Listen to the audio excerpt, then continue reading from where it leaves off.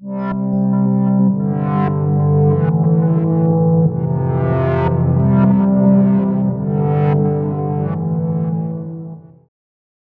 les Gémeaux pour ces énergies sentimentales pour ce mois de novembre. On va regarder ensemble grâce au Light Years Tarot un petit peu ce qui se passe pour vous, le message, avec forcément ici quelqu'un face à vous. Donc ça veut dire que vous avez quelqu'un dans votre vie, dans votre cœur, dans votre tête, que quelqu'un arrive pour vous sur ce mois de novembre. C'est un tirage relationnel, donc il va y avoir vous, il va y avoir l'autre.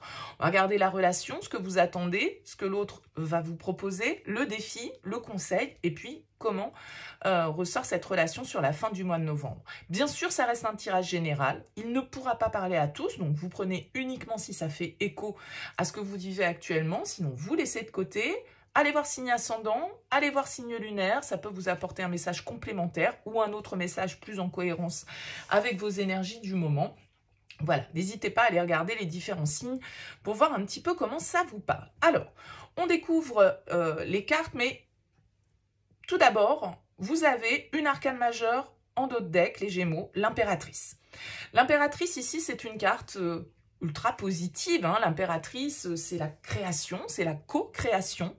Vous voyez que l'impératrice sur ce tarot, elle est enceinte, elle va donner naissance, hein, elle porte le monde, elle va donner naissance à quelque chose, à un projet. Peut-être que, voilà, il y a des projets communs qui vont se matérialiser ou qui, premières graines, on va dire, vont être plantées ou vont se concrétiser sur ce mois de novembre.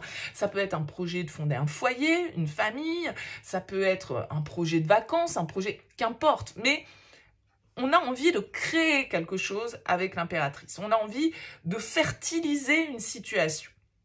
On va découvrir le tirage, on va voir un petit peu comment tout ça fait écho. N'hésitez pas, si ce tirage vous parle, vous avez mon mail en bas de cette vidéo, lililataro@yahoo.com. Je fais toujours une approche préalable avant la première consultation. Donc, vous me donnez prénom, date de naissance dans votre mail, le domaine de votre question, sans plus de détails, sans me poser de questions. J'ai besoin de partir vraiment d'une page blanche. Et puis, je reviens ensuite vers vous, bien évidemment, pour vous expliquer mon fonctionnement et valider avec vous, si vous souhaitez bien, cette première approche. Allez, c'est parti. On regarde ici vos énergies, les Gémeaux. Cavalier de denier. Ok.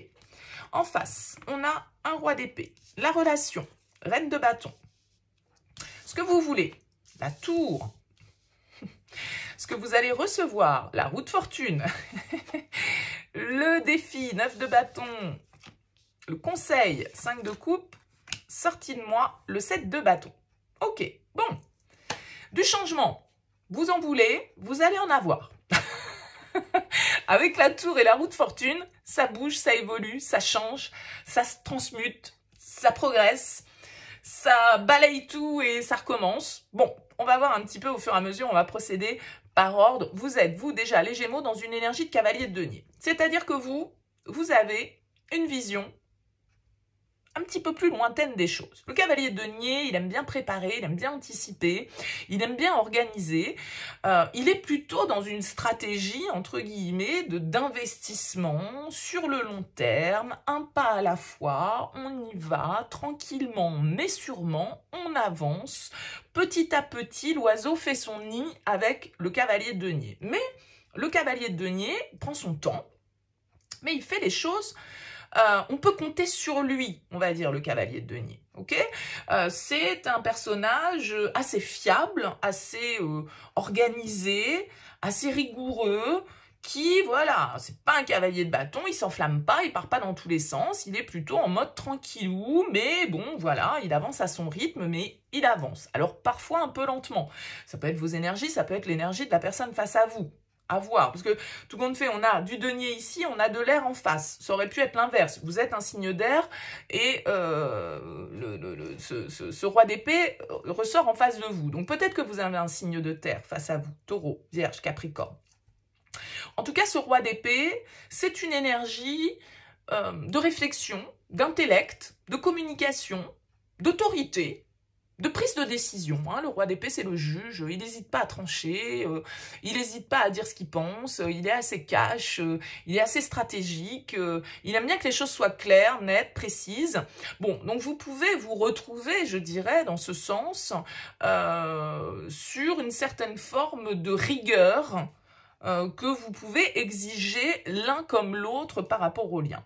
Alors on a une reine de bâton ici qui symbolise la relation, ça amène quand même un petit peu de fun, parce que le cavalier de denier, c'est pas forcément voilà, le plus foufou, comme je le disais, du tarot, le roi d'épée non plus, hein, puisque il fait preuve quand même toujours d'un petit peu de contrôle, voilà, besoin de contrôler, de maîtriser, de gérer, de comprendre, voilà. Bon, cette reine de bâton, au milieu de tout ça, elle nous apporte quand même un petit peu de fun. Elle nous apporte un petit peu de dynamisme. Elle nous apporte un petit peu de feu, de passion, d'énergie, d'envie, de désir, d'accord? Bon, donc peut-être que, avec cette impératrice qui était en 2 decks, vous avez envie de mettre en place un projet avec votre partenaire. Projet sur lequel, a priori, je pense que vous aurez pris le temps de réfléchir à tous les tenants et à tous les aboutissants, vu vos énergies à l'un et à l'autre. C'est-à-dire que c'est, une fois que vous allez donner le coup d'envoi, bon, bah, vous allez y aller, quoi. Mais vous aurez pris le temps de faire les choses. Ce que vous voulez, c'est la tour. Ce que vous voulez, c'est le changement radical. Ce que vous voulez, c'est, voilà, on efface tout, on recommence. On repart à zéro avec la tour. On se réveille, justement. Parce que c'était peut-être un petit peu stagnant, parce que c'était peut-être un petit peu trop froid, un petit peu trop sage, un petit peu trop posé. On a envie d'un peu plus de dynamisme, on a envie d'un petit peu plus de folie avec cette reine de bâton. Et avec la tour, eh bien, vous, ce que vous voulez, c'est que les choses, elles changent radicalement. Ce qui est bien, c'est que l'autre, il vous apporte la roue de fortune. Donc le changement, vous le voulez, vous allez l'avoir.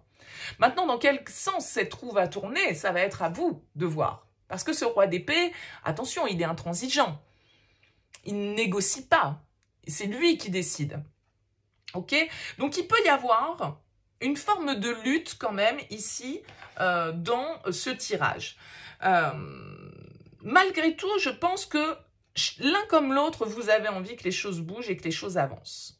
L'un comme l'autre, vous avez envie d'un changement dans votre relation, d'une évolution, d'une étape qui se passe, qui se franchit.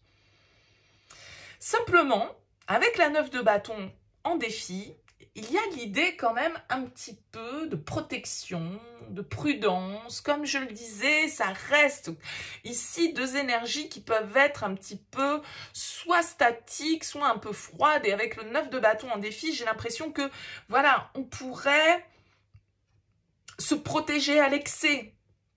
On pourrait vouloir avoir toutes les sécurités, toutes les garanties nécessaires avant de faire un pas beaucoup plus concret. On peut avoir du mal à accepter malgré tout le changement. Parce que vous avez, même si c'est ce que vous voulez d'un certain côté.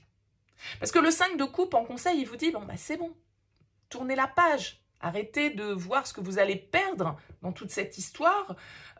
Voyez plutôt ce que vous allez gagner. Voyez le verre à moitié plein plutôt que le verre à moitié vide. Le 5 de coupe nous invite à faire le deuil, nous invite à avancer, à nous libérer, à sortir de « Ah ben oui, mais si je… » Parce que choisir le changement, c'est forcément renoncer à une routine, à un confort, à ce qu'on a connu jusque-là. Voilà, forcément, si on veut le changement, ça veut dire aussi que du coup, ce que l'on a connu, on va le perdre, entre guillemets.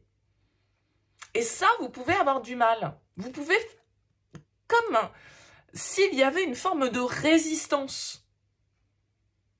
On veut le changement, on veut évoluer, on veut passer à une autre étape, mais on résiste en même temps parce que ça va impliquer de renoncer ou de perdre quelque chose. Donc, il peut y avoir une forme de lutte. Il peut y avoir une forme de zone un petit peu, pas de conflit forcément, mais de tension, de stress par rapport à ces changements, par rapport à cette évolution, par rapport à éventuellement, voilà, un nouveau départ, un projet, un changement radical en tout cas dans la relation. Alors, de quel ordre il est ce changement, j'en sais rien, mais il va forcément impliquer de devoir laisser quelque chose derrière soi. Et ça ça peut être un petit peu compliqué quand on est un roi d'épée, qu'on a besoin de tout contrôler, qu'on a besoin de tout maîtriser, que voilà, on aime bien tout calculer. Ça peut être compliqué quand on est un cavalier de denier qui aime bien que les choses soient assez posées, tranquilles, maîtrisées, organisées, etc. Le changement, on le veut peut-être, mais est-ce qu'on est prêt à sacrifier tout compte fait quelque chose pour ça? Et j'ai l'impression que c'est un peu ça, les Gémeaux, là, sur ce mois de novembre. Est-ce qu'on est prêt au sacrifice? Est-ce qu'on est prêt au changement? Est-ce qu'on est prêt à ne plus... à renoncer à je vous dis, une routine, à renoncer à une situation. Je vais vous dire n'importe quoi. Ça peut être ce projet, voilà, on vit ensemble. Allez, hop, tiens, on vivait chacun de notre côté, et ben, on emménage ensemble.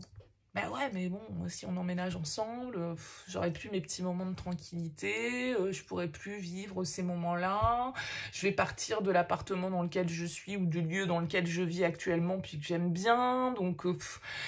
Vous voyez, c'est cette phase un petit peu de transition où d'un certain côté, on a envie que ça change, on a envie d'évoluer, on a envie de passer un cap, mais en même temps, ça va nous obliger du coup à renoncer à ce qu'on en a connu jusque-là. Et donc, on peut, comme je le disais avec ce 9 de bâton, opposer une certaine forme de résistance à ça, parce que chacun voudrait s'assurer, se garantir sur ce que va être la suite. Et ce 7 de bâton, comme je le disais, il nous indique un peu de tension, un peu de rivalité ou un peu de débat. Parce que on peut ne pas être totalement d'accord sur la suite après le changement. Comment ça s'organise, qui fait quoi, comment, quelle zone de liberté je vais avoir. Vous voyez, j'ai l'impression qu'il y a un petit peu une ambiance où chacun peut camper sur ses positions avec le 7 de bâton et où du coup on peut avoir comme ça une forme de tension sous-jacente parce que chacun a son propre point de vue, chacun a ses arguments et chacun va essayer de convaincre l'autre de la pertinence de ses arguments. Donc il peut y avoir une petite opposition comme ça sur un projet que vous avez envie de mener, mais tout compte fait de certaines choses auxquelles vous n'êtes pas totalement prêt à renoncer, vous ou l'autre. Bien évidemment, ça marche dans les deux sens. Donc, voilà, je ne sais pas exactement, n'hésitez pas à me laisser un petit mot sous cette vidéo, un commentaire pour me dire comment ça vous a parlé. Je ne sais pas comment ça peut se concrétiser pour vous dans la matière, donc voilà, n'hésitez pas à me faire part de votre propre ressenti et expérience par rapport à ce tirage. En tout cas, voilà ce que je pouvais vous dire les Gémeaux pour ce mois de novembre. Merci beaucoup pour votre écoute, pour votre présence, et puis je vous dis à très vite.